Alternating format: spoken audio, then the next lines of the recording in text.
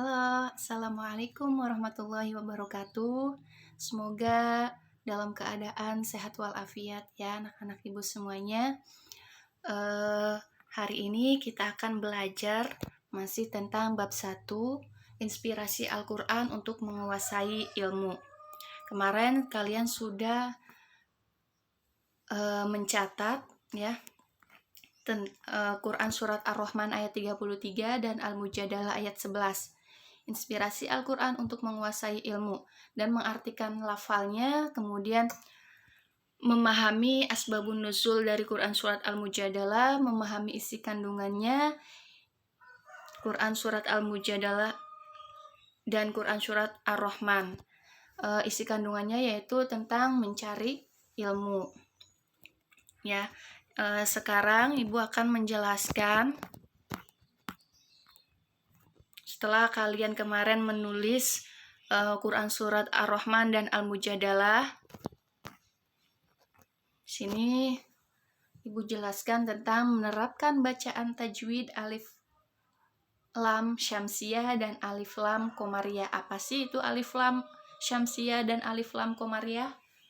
Pembacaan terhadap Al-Quran harus mematuhi aturan ilmu tajwid ya, supaya kita bisa membacanya dengan benar. Salah satu aturan dalam ilmu ini adalah alif lam syamsiyah dan alif lam komariah, atau juga bisa disebut asyamsiyah dan al-komariah.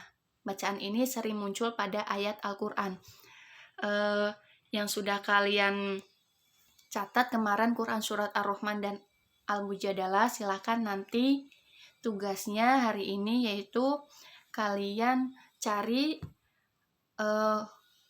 bacaan Asyamsiyah dan Al-Komariah pada Quran Surat Ar-Rahman dan Al-Mujadalah tersebut. Gue akan jelaskan alif lam syamsiyah. Alif lam syamsiyah dibaca dengan memasukkan suara salah satu hurufnya dengan melesapkan suara alif lam. Huruf alif lam syamsiyah terdiri dari 14 huruf, yaitu ta, tha, dal, zal, ro, za, sin, shin, shod, do, to, zo, lam, dan nun. Nah, contohnya di sini ya. Ar-Rahman dibaca di sini kan tulisannya alif lam ro. Kalau di bahasa Indonesia itu tulisannya Al-Rahman ya. Tetapi di sini dibaca alif lam diikuti huruf ro, maka dibaca dengan Ar-Rahman. Ar-Rahman. Nah, ini ya. Ar-Rahman dibaca Ar-Rahman. Ar-Rahman atau maaf. Dibaca Ar-Rahman. Jadi alif lam masuk ke huruf ro atau diikuti huruf ro. Kemudian as-samai. Ya, as-samai alif lam bertemu dengan sin. Bukan dibaca al-samai ya, bukan. Karena ini hukum bacaan asyamsiyah. Ya, pelafalan bacaan alif lam syamsiyah disebut juga idgham syamsiyah. Hal ini karena suara alif lam dimasukkan ke dalam salah satu huruf syamsiyah yang tadi yang 14 ya. Menjadi lebur karena dimasukkan dengan huruf syamsiyah. Nah, ini ya. Contohnya shod, as-somad. Ya, contohnya shod, alif lam bertemu dengan huruf so, maka dibaca as-so ya. Kemudian alif lam bertemu dengan ta, dibaca at-takatsur. Contohnya at-takatsur.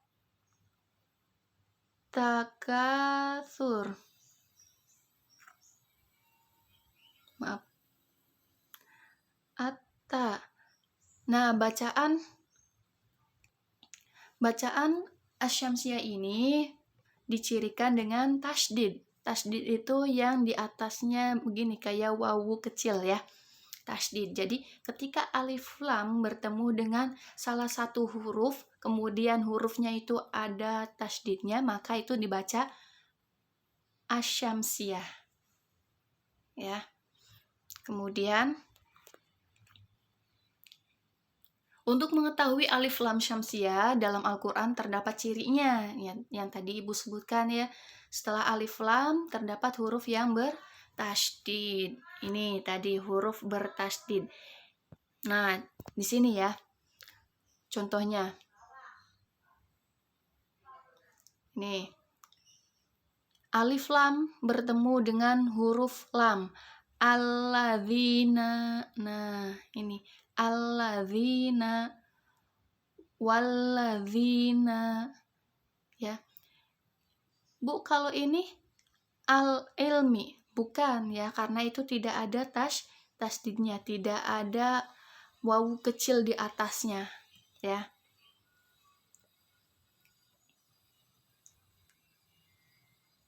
Kemudian mana lagi?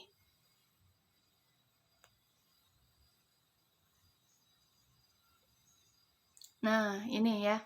Contohnya. Nih. As-samawati. Alif lam bertemu dengan sin. Nah, sini ya. Sin ada tasdidnya. Ya. Alif lam bertemu dengan sin. Kemudian mana lagi? Alif lam. Ini Bu. Illa bisulton. Bukan ya. Karena ini bukan alif lam. Oh maaf. Illa alif lam bertemu dengan lam, jadi illa ya. Kemudian ada lagi contohnya. Nah, ini ya, ada lagi dari Quran surat Al-Mujadalah ayat 11 dan Quran surat Ar-Rahman ayat 33. Qul huwallahu ahad Allahus shomad ya. Hus shomad. Jadi kan as-shomadu alif lam bertemu dengan shod ya. Qul a'udzu birabbin nas. Nah, an-nasi. Qul a'udzu birabbin nas. An-nas. Nah, alif lam dan Al-Qamariyah ini terdapat satu kalimat saja. Ya, satu kalimat. Jadi satu kalimat itu satu kata ya, satu kata. Bukan satu kalimat. Silakan nanti kalian cari ya, minimal 2. Selain di Quran surat Al-Mujadalah atau surat Ar-Rahman juga bisa ya. Selain yang dicontohkan sama Ibu di Al-Quran banyak. Silakan kalian cari tugasnya di surat-surat yang lain. Minimal itu 3 ya. Minimal 3 contoh. Jadi Asyamsiyah 3, Al-Qamariyah 3. Nah, sekarang Ibu jelaskan tentang Al-Qamariyah ya. Al-Qamariyah merupakan alif lam yang berhadapan dengan salah satu huruf alif lam Qamariyah. Berbeda dengan alif lam Syamsiyah, Al-Qamariyah ini dibaca jelas atau idhar ya, tidak melebur pada huruf yang ada di hadapannya. Alif lam Qamariyah terdiri dari 14 huruf lagi ya. Tapi beda dengan Syamsiyah. Di sini abghi hajjaka wa khof aqima kalau disebut ya. Alif, ba, ghin, ha, jim, ka, wawu, khof, fa, ain, kof, ya, mim, dan ha. Itu salah satu huruf dari Al-Qamariyah ya. Kemudian contohnya nih, alhamdulillah. Jadi alif lam bertemu dengan ha di depannya ini. Nih. Ya, alif lam bertemu dengan ha. Alhamdulillah. Ghairil maghdubi alaihim. Mana alif lamnya? Nah, ini alif lamnya. Alif lam bertemu dengan apa? Dengan huruf mim, ya. ghairil maghdubi. Kemudian ada lagi contohnya.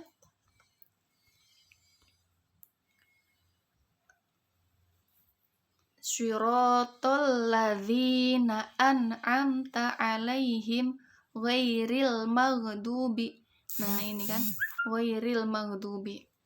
Kemudian alhamdulillahirabbil alamin arrahmanir rahim maliki yaumiddin iyyaka na'budu wa iyyaka nasta'in ihdinas siratal mustaqim. Nah, siratal mustaqim, siratal mustaqim ya. Mana alif lamnya? Ini alif lamnya. Alif lam bertemu dengan mim, al-mustaqim ya. Paham ya sampai sini? Jadi dibacanya jelas. Ya, intinya al-qamariyah. Dari kata al-qamariyah. Enggak bisa kan? Ak-qamariyah enggak bisa ya. Jadi al itu jelas, al-qamariyah. Pokoknya yang dibacanya jelas, alif lam bertemu dengan salah satu hurufnya. Kemudian kalau asy-syamsiyah tidak bisa kan dibaca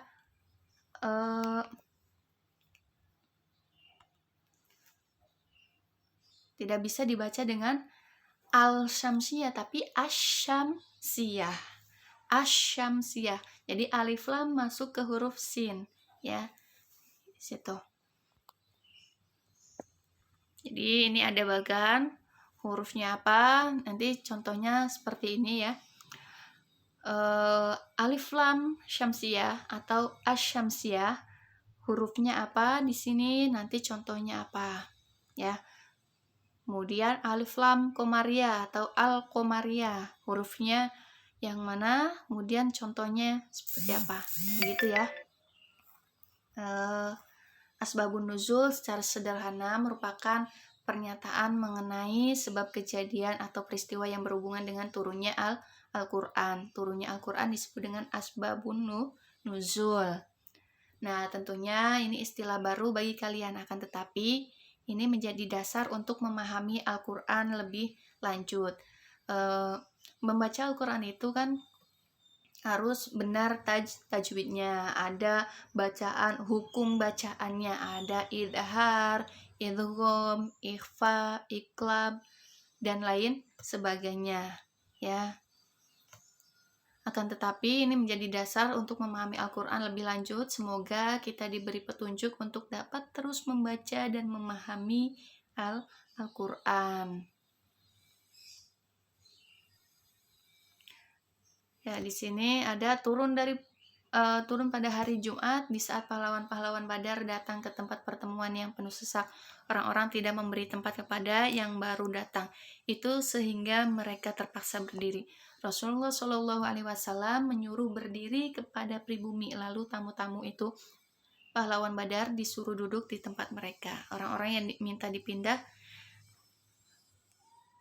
tempat itu merasa tersinggung perasaannya. Ayat tersebut berhubungan pula dengan perintah kepada kaum mukmin untuk mentaati perintah Rasulullah dan memberikan kesempatan duduk kepada sesama mukmin. Isi kandungan Quran surat Ar-Rahman nih. Ar-Rahman ayat 33 dan Al-Mujadalah ayat 11, yaitu dari Quran surat Ar-Rahman menerangkan tentang manusia akan diberi beberapa potensi untuk menjalani kehidupannya dengan mudah ya, dengan mengembangkan ilmu pengetahuan.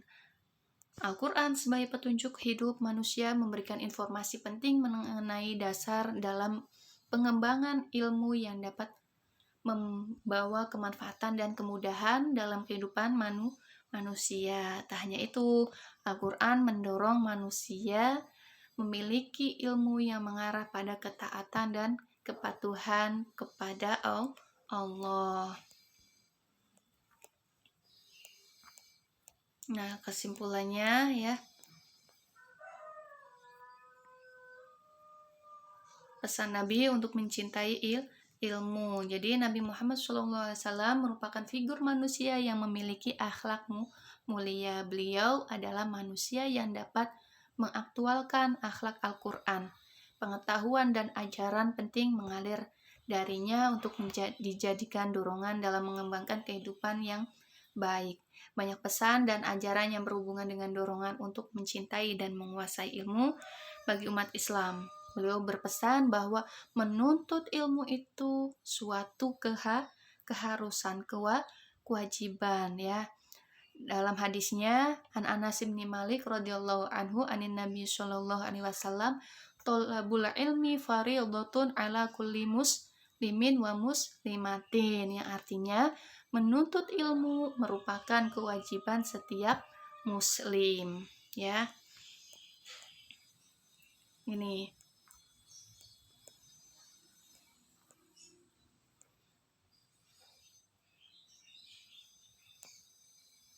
jadi tugas pada hari ini, silakan kalian tulis contoh bacaan Al-Qamariyah dan Asy-Syamsiyah.